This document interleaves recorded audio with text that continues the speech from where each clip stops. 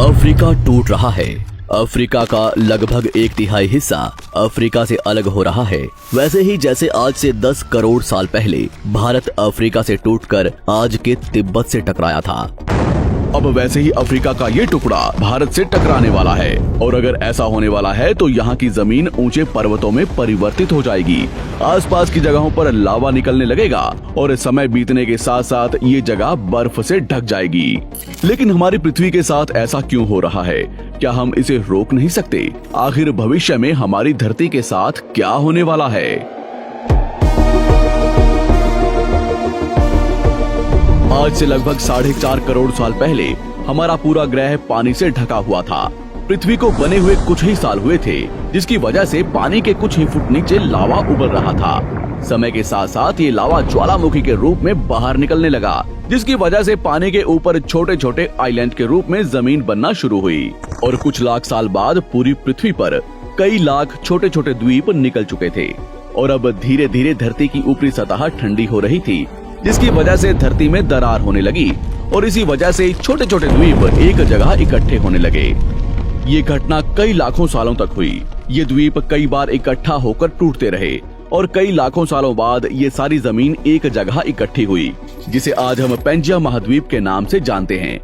आज से लगभग 20 करोड़ साल पहले पेंजिया फिर से टूटना शुरू हो गया और उसी विशाल महाद्वीप में से भारत, अंटार्कटिका, ऑस्ट्रेलिया और अफ्रीका से टूटकर आज के तिब्बत की सतह से आ टकराया।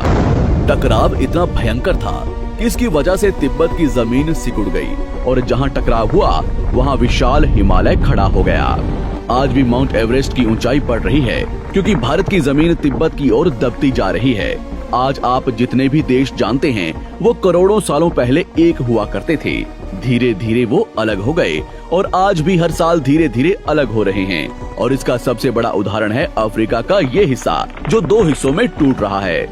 2005 में दक्षिण पश्चिमी केन्या से नीरोबी नारोक हाईवे तक रातों रात जमीन फटकर 2 हिस्सों में बंट गई और ये दरार हर साल 6 से 7 मिलीमीटर जितनी बढ़ रही है।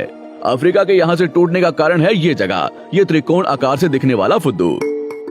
इस जगह पर 3 अलग अलग तरह की जमीन मिलती है, न्यूबियन, सोमाली और अरेबियन प्लेट।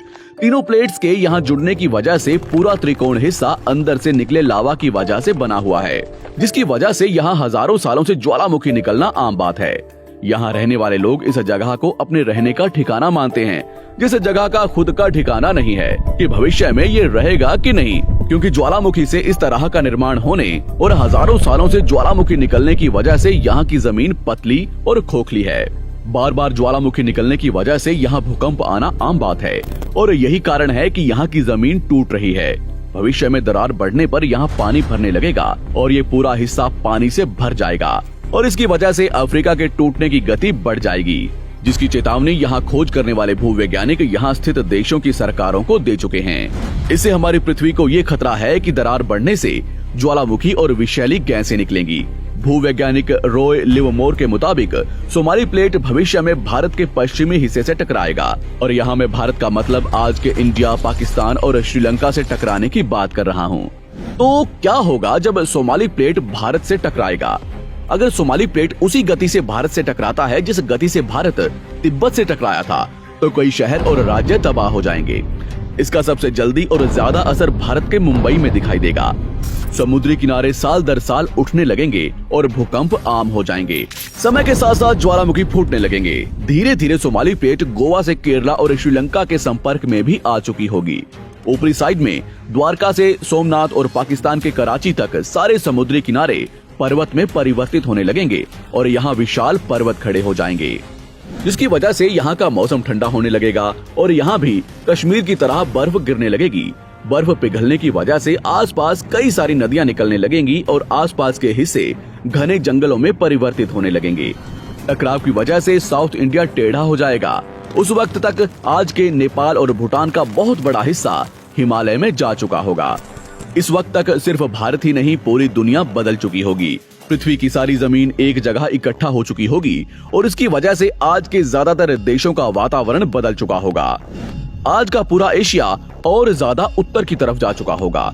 जिसकी वजह से आज के घने जंगल रेगिस्तान में परिवर्तित हो चुके होंगे और आज के रेगिस्तान घने जंगलों में।